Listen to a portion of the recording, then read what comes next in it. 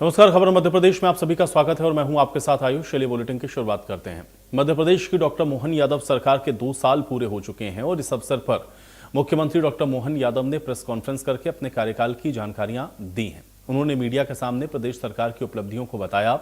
वहीं सीएम ने प्रदेश के साथ जिला स्तर की उपलब्धियों की पुस्तक और ग्राउंड लेवल सरकार की योजनाओं की पुस्तक का भी विमोचन किया है। सरकार के 2 साल पूरा होने पर मुख्यमंत्री डॉक्टर मोहन यादव ने प्रेस कॉन्फ्रेंस की और इन 2 वर्ष के कार्यकाल की जानकारी दी। उन्होंने नक्सल मुक्त मध्य प्रदेश का उल्लेख करते हुए कहा कि 1995 में 17 पुलिसकर्मियों की हत्या की गई।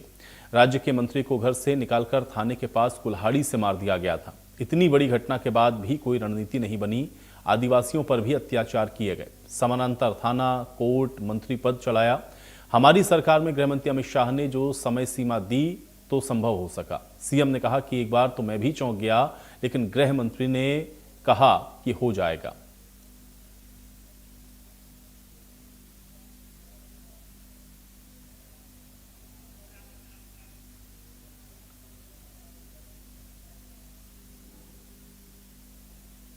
तो 2 साल की उपलब्धि, प्रधानमंत्री ने आपदा में अवसर निकालने की पद्धति शुरू की और मध्य प्रदेश का लॉ एंड ऑर्डर में सुधार हुआ। तो मध्य प्रदेश ने विकास के नए कीर्तिमान गढ़े। प्रदेश में अपराध की स्थिति में बड़ा बदलाव हुआ।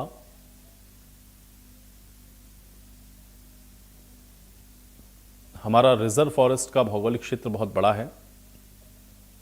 आज 2 साल की उपलब्धियों पर बोलते हुए मुख्यमंत्री की ओर से बातें कही गई।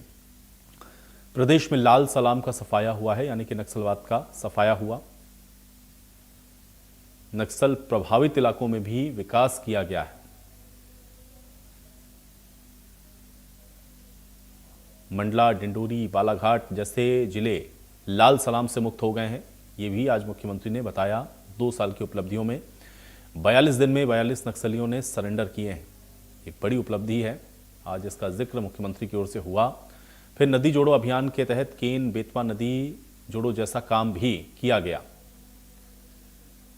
बुरहानपुर, खंडवा, खरगोन के हिस्से में ताप्ती वाटर रिचार्ज का काम हुआ। ये भी मुख्यमंत्री की ओर से बताया गया।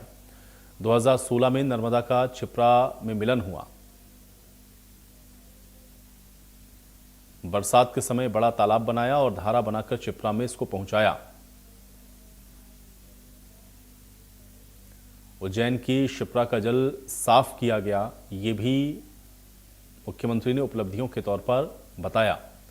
नदी से नदी जोड़ो अभियान पर सरकार ने काम किया है। ये मध्य प्रदेश में आज उपलब्धियों के तौर पर इसका जिक्र मुख्यमंत्री की ओर से हुआ। फिर उद्योगों को लेकर के बड़े बड़े कॉन्क्लेव किए गए। सागर, नर्मदापुरम, शहडोल, निवाड़ी में भी ये कॉन्क्लेव हुए ताकि निवेश ज़्यादा से ज़्यादा हो, उद्योग ज़्यादा से ज़्यादा लगें। बड़े कारखाने लगवाने के लिए ये कॉन्क्लेव किए गए। ये भी मुख्यमंत्री की ओर से जानकारी देते हुए बताया गया। मेडिकल कॉलेज की श्रृंखला भी बढ़ी। ये भी मुख्यमंत्री ने उपलब्धियों के साथ बताया। भोपाल में 40 साल से जो पड़ा हुआ कचरा है उसको भी हटाने का काम किया और मध्य प्रदेश में सबसे सस्ती बिजली देने का काम भी सरकार की उपलब्धियों के जिक्र में मुख्यमंत्री की ओर से बताया गया। ओंकारेश्वर के साथ सोलर पार्क के भी बड़े बड़े प्रोजेक्ट्स पर काम हुआ। रजिस्ट्री की प्रोसेस को सरल किया गया। जल गंगा अभियान चलाने का निर्णय लिया गया।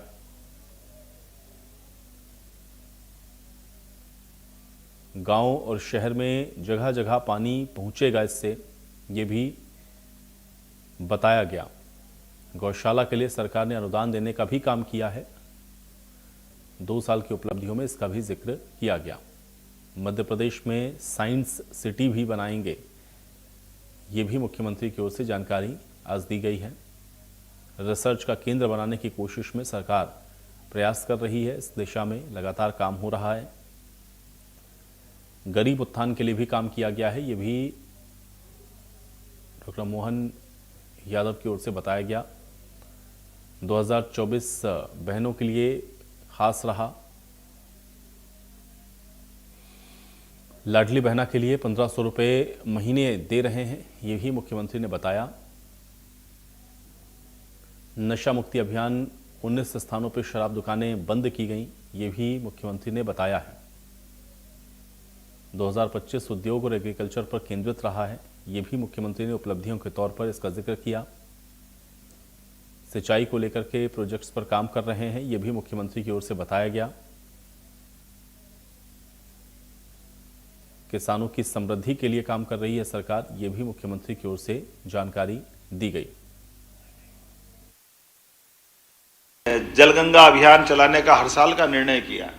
जलगंगा अभियान में दोनों क्षेत्र में, ग्रामीण में और शहर में भी, शहरी क्षेत्र के अंदर जितने कुएं, बावड़ी, तालाब, पुरानी जल रचनाएं और नवीन रचनाओं के लिए अब तो सड़कें भी बन रही है, तो हमने सड़कों के किनारे जो मुरम खोदने के लिए या बाकी मिट्टी निकालने के लिए जो गड्ढे होते हैं उसको भी जल रचना में बदलने के लिए पीडब्ल्यूडी मंत्री जी माननीय राकेश जी को धन्यवाद दूंगा। एक योजना बनी कि ये जितना पानी का हम अपना संचय कर सकते हैं उस सबको भी करते जाना है। उसी प्रकार से ग्रामीण अंचल में भी सभी पंचायतों के साथ ये जलगंगा अभियान के माध्यम से, नदियों का मायका है मध्य प्रदेश।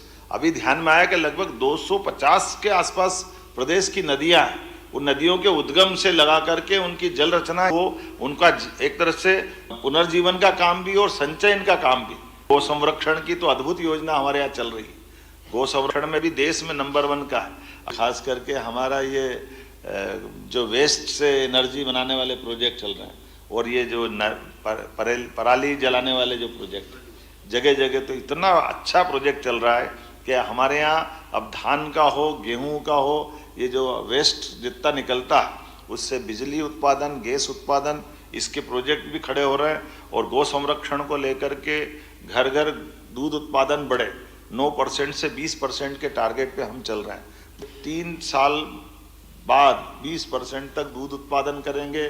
गोमाता के लिए भी पर्याप्त रूप से हमारी योजनाओं में 25 गोमाता अगर लेके आएगा या दूध उत्पादन की इकाई खड़ी करेगा तो 10 लाख सरकार देगी।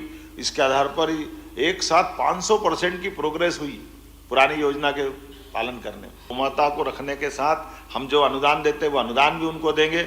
125 एकड़ भूमि भी देने वाले हैं। एक तरह से ये ठोस निर्णय कर रहे हैं जिसके बलबूते पर बड़े पैमाने पर देश भर के लोग आकर्षित हो रहे हैं।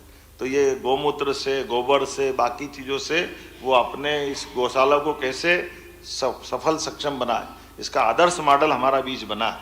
शिक्षा के क्षेत्र में खास करके हमारे इंजीनियरिंग कॉलेज के कैंपस के अंदर IT पार्क बनाने का निर्णय पहली बार हुआ।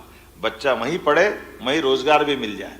और IT के साथ नई technology, deep tech research park भी ला रहे हैं, साइंस सिटी भी बना रहे हैं, ऑब्जर्वेटरी भी खोल रहे हैं। और भविष्य में तैयार तो ये भी है कि हमारी सब प्रकार की नवीन पॉलिसियों के बलबूते पर भविष्य में रिसर्च का भी ये मध्य प्रदेश बड़ा केंद्र बने। वो फॉरेस्ट के इलाके में जब मोबाइल टावर काम नहीं करते हैं, बिजली की लाइन के भी संकट रहते हैं, जंगली जानवर चारों तरफ बिखरे हुए, गांव की अंदर की भी स्थिति कैसी है कि लगातार 20-25 साल तक लाल सलाम ने जो माहौल बनाया कि फॉरेस्ट के अधिकारी से लेकर के सारे लोग, लेकिन ये सौगात भी मिली कि पहले तो हमारे अपने भी इस घटनाक्रम में बहुत दर्दनाक हादसे हुए।